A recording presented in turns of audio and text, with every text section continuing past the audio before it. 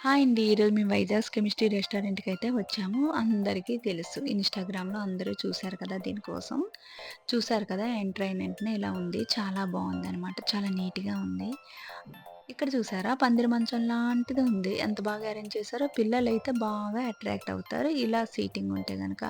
చూసారు కదా! ఎంత బాగా ఎంజాయ్ చేస్తున్నారో. ఎప్పటి నుండో వద్దామని అయితే అనుకున్నాము. కానీ ఈరోజు షాపింగ్ అయిపోయాక చాలా టైం అయింది. ఇంటికి వెళ్ళి వండే ఓపిక అయితే నాకు లేదు. అందుకని ఇలా వచ్చాము. ఒక్కోసారి ఒక్కో రెస్టారెంట్‌కి అయితే మేము వెళ్తుంటామనమాట.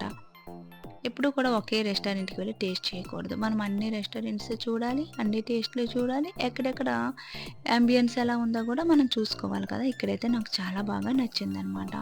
చాలా నీట్‌గా ఉంది. ప్రశాంతంగా ఉంది. ఇక్కడికి ఎక్కువగా స్టూడెంట్స్ వస్తుంటారనమాట. నేనొచ్చేసరికి కూడా కొంతమంది స్టూడెంట్స్ ఇక్కడే ఉన్నారు.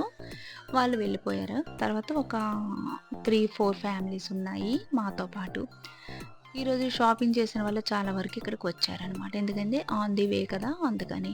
మేమైతే చిల్లీ పన్నీర్ ఆర్డర్ చేశాము. చాలా బావుంది. ఆల్ టైమ్ మై ఫేవరెట్ అనమాట. చూసారు కదా! ఎంత బావుందో. ఇకపోతే మా హస్బెండ్ కోసం నేను చికెన్ బిర్యానీ కూడా ఆర్డర్ చేశాను. సాధారణంగా పిల్లలేంటంటే ఇంట్లో ఎంత కారంగున్నా మన మీద కరుస్తారు. కానీ రెస్టారెంట్‌లో ఎంత కారంగున్నా తినేస్తుంటారనమాట. ఇదిగో మా హస్బెండ్ కోసం చికెన్ లాలీపాప్ బిర్యానీ అయితే వచ్చేసింది. అది కూడా బానే ఉందంట. రెస్టారెంట్స్‌కి వెళ్ళేటప్పుడు నేను ఎక్కువగా కూడా పన్నీర్ రెసిపీసే ఆర్డర్ చేస్తాను. ఎందుకంటే అందులో ఎవరు కూడా కల్తీ చేయలేరు కదా! అందుకననమాట. చూసారు కదా! ఇలా అరిగేదాకా ఆడుకున్నారు మా పిల్లలిద్దరూ కూడా. ఇక్కడ చాలా నీట్‌గా ఉందండి.